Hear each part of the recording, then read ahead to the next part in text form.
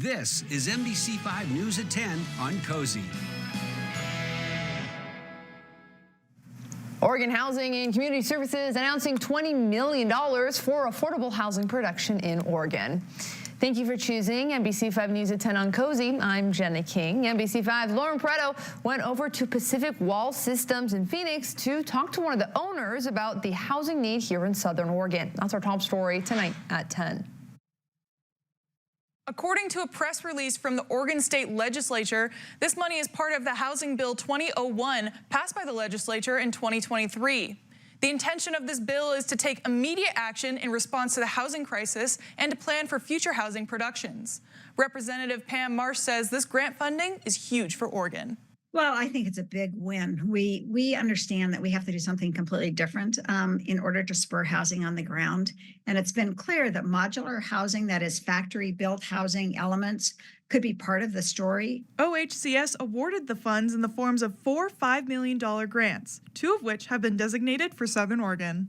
Pacific Wall Systems in Phoenix and IntelliFab LLC in Klamath Falls were selected out of 17 candidates. Alex Connect, owner and vice president of Pacific Wall Systems, says his company can do a lot to help the housing crisis.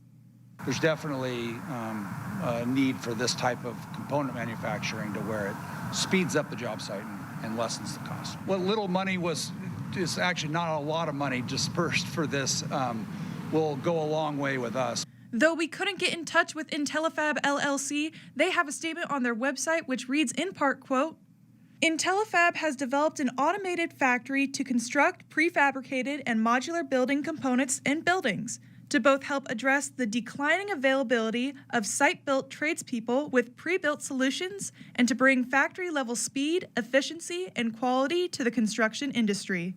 Marsh says the state originally started looking into modular homes with the Royal Oaks project. She says they've learned a lot from that project. We need an Oregon modular housing industry because we ordered modulars for that park from out of state. We didn't have quality control. They aren't acceptable. We never want to see that experience again. She says having Oregon's own industry and building code's eyes on it will allow them to create high-quality places for people to live long-term. The state also wants to make sure they create an environment where the modular industry can be successful. Certainly have to look at funding, but we also need to look upstream at how we're actually developing housing and realize that not every house has to be built with a hammer and nails. There's also an agreement with these companies for the next 10 years that if the state runs into a disaster and they need housing, the state's projects will be prioritized. Way back in February when I was proposing that $20 million in the emergency fund, I had a vague hope that we would see some of this money come to Southern Oregon. I'm just thrilled that it's turning out that way.